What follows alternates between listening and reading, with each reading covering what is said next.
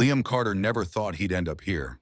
The sharp scent of new paint, the hum of distant conversations, and the perfectly manicured lawns of Westbridge Academy made everything feel too clean, too perfect, too alien. To him, it was a world where he didn't belong. He sat quietly by the window of his new room, staring out at the city that seemed to move at a pace he couldn't keep up with. The streets were lined with towering buildings, their glass windows reflecting the cold gray sky.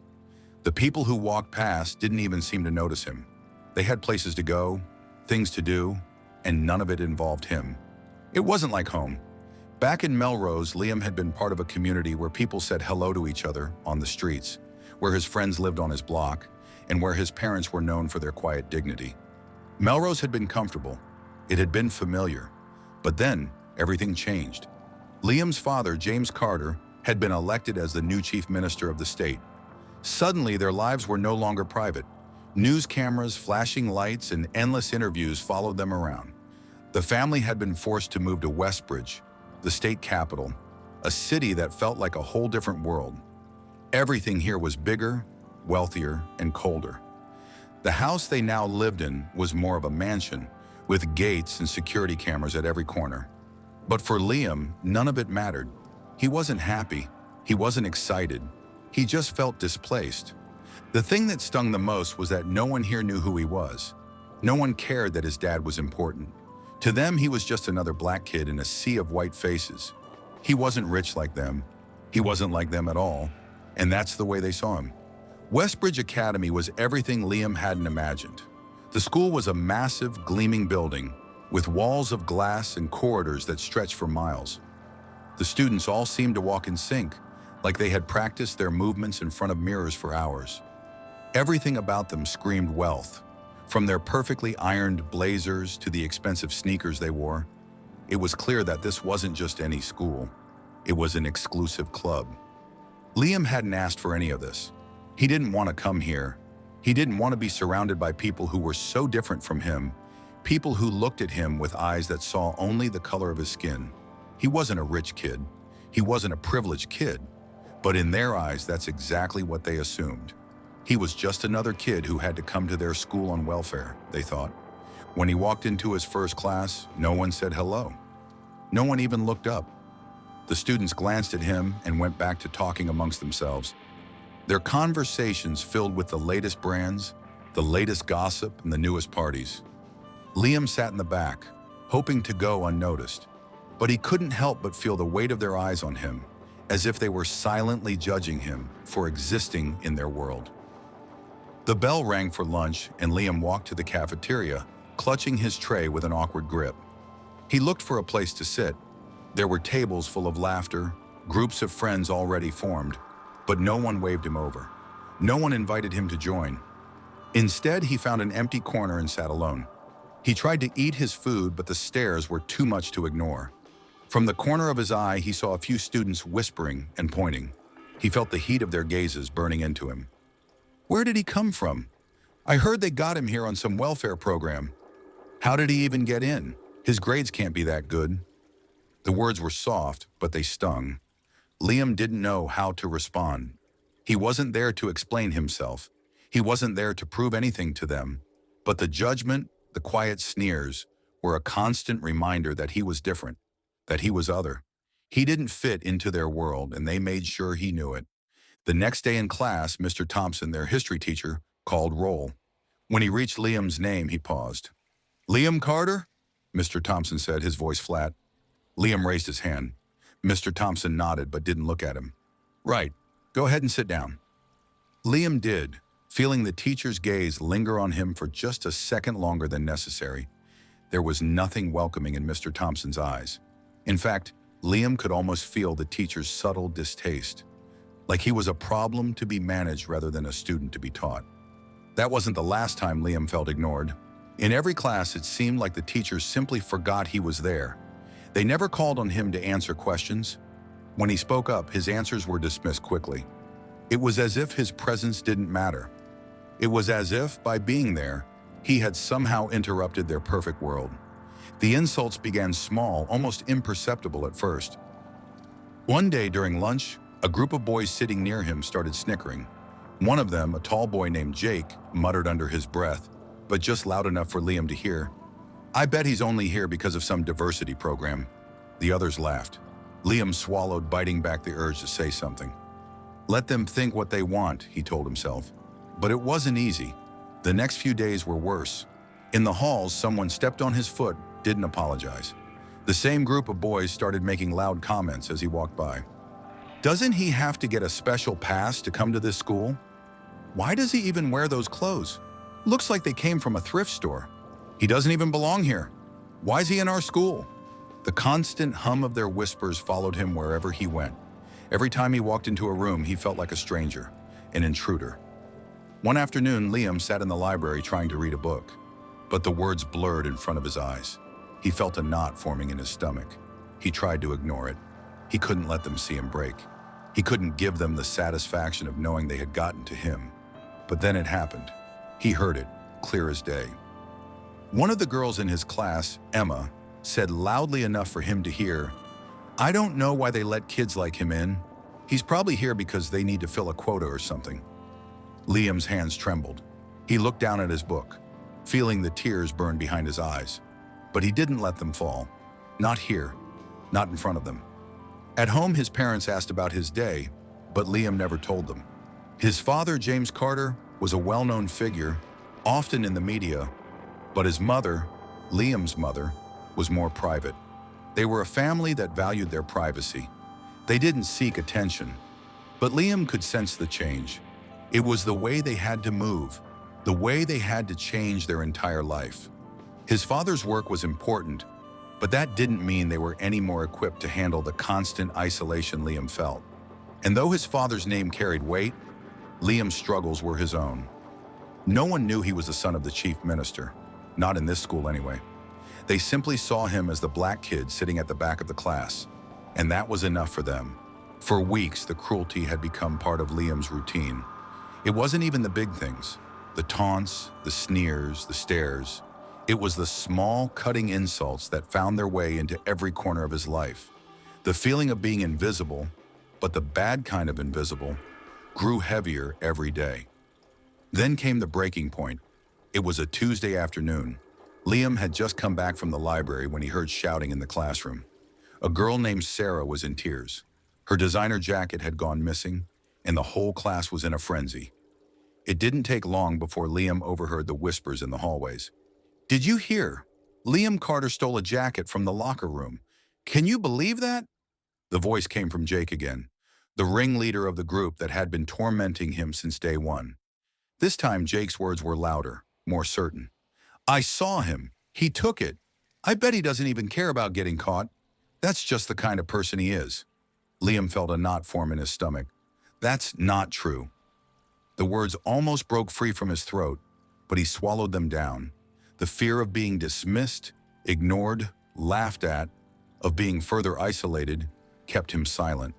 But by the time he reached his next class, it was already out of control.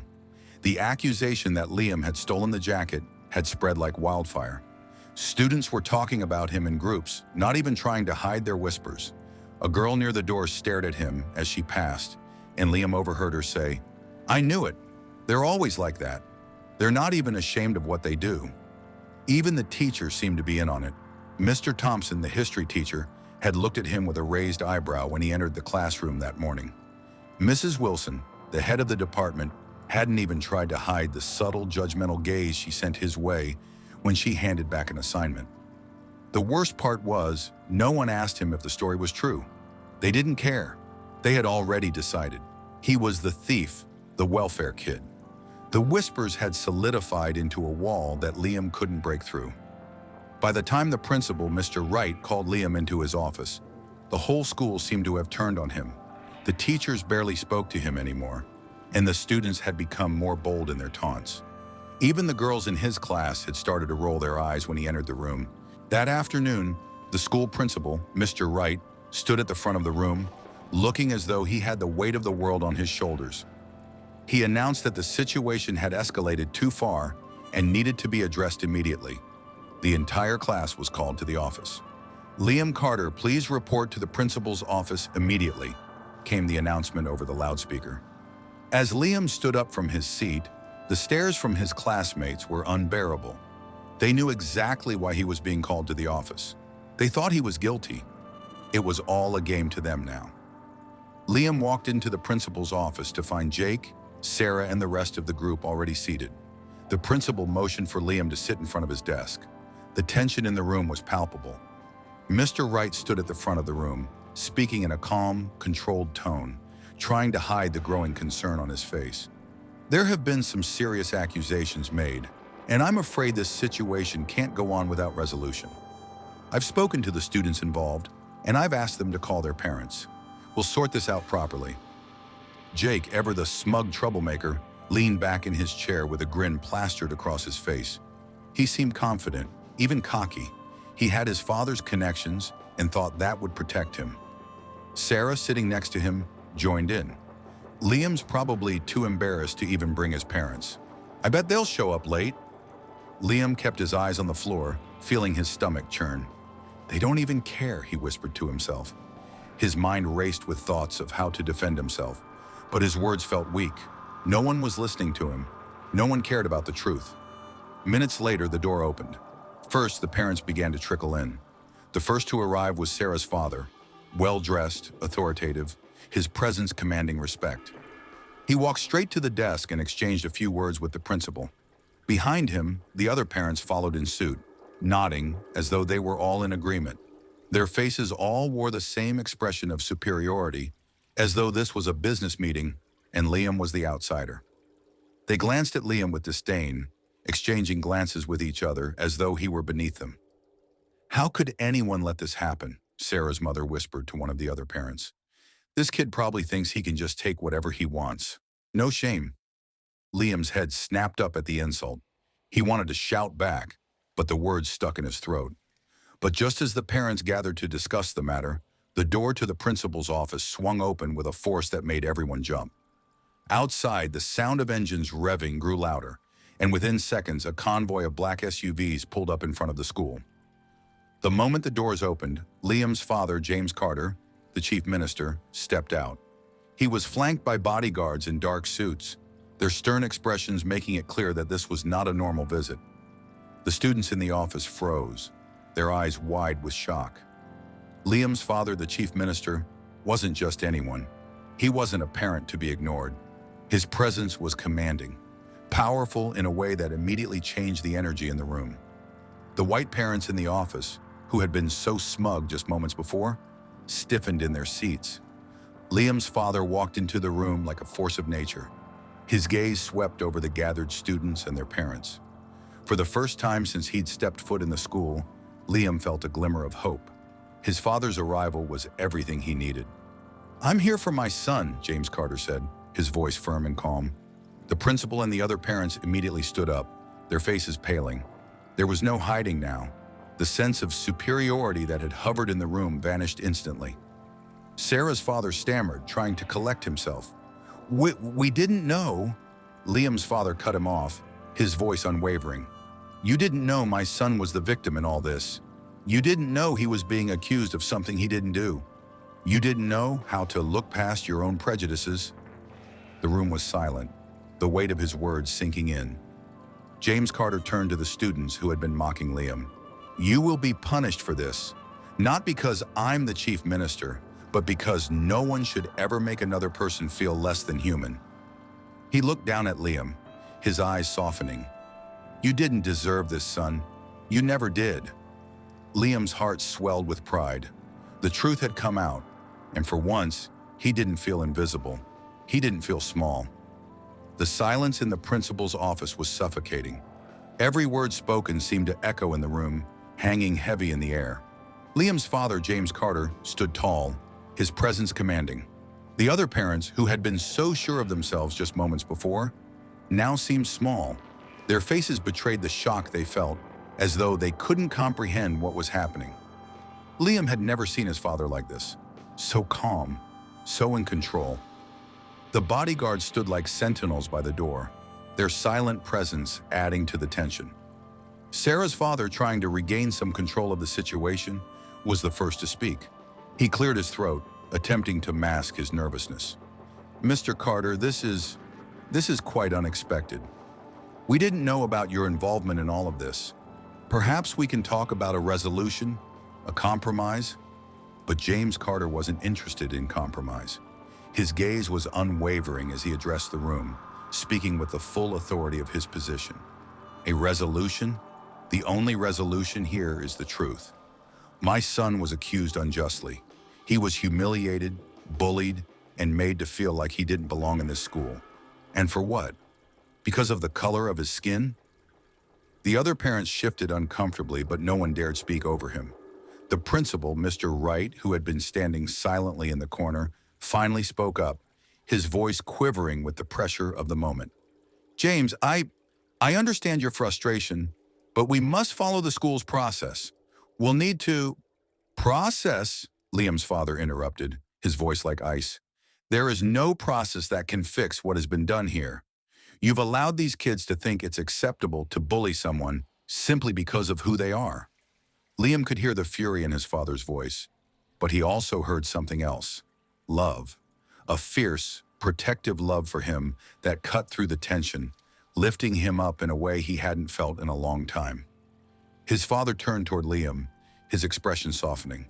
Son, I'm so proud of you. You didn't fight back when they tried to break you. You held your head high and you stood strong. You didn't let them win. Liam's heart swelled, the knot in his throat finally breaking. He didn't have to say anything. His father's words were enough. The room was still. There was a finality in the air now, and no one was looking at Liam anymore. They were all focused on the consequences of their actions. James Carter turned to the parents, his words deliberate and cutting. The behavior of your children is unacceptable. I expect you to take full responsibility for what they've done. It's clear that they've been raised to think they are above others, that their privilege gives them the right to treat someone like Liam this way. I expect disciplinary action to be taken immediately. The parents seemed to shrink back, their earlier confidence now gone. Sarah's father cleared his throat again, trying to recover his composure. Mr. Carter, I think we can come to an agreement here. We will ensure that our children are spoken to. They will apologize to Liam. But Liam's father wasn't done. He raised a hand, cutting them off. Apologies are not enough. The school needs to take action. I want to see punishment.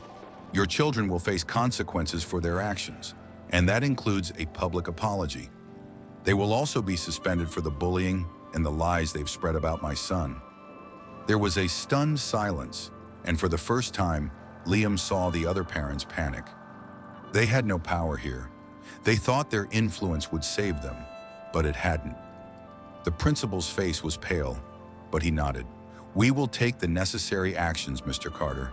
I assure you, we will begin a thorough investigation, and the students involved will face disciplinary action. James Carter didn't take his eyes off them. I expect nothing less. Later that afternoon, an emergency assembly was called. The entire student body gathered in the gymnasium, where Liam stood at the front beside his father. The principal stood next to him, his face tight with discomfort. Jake, Sarah, and the others were standing in a line in front of the stage, their heads hung low.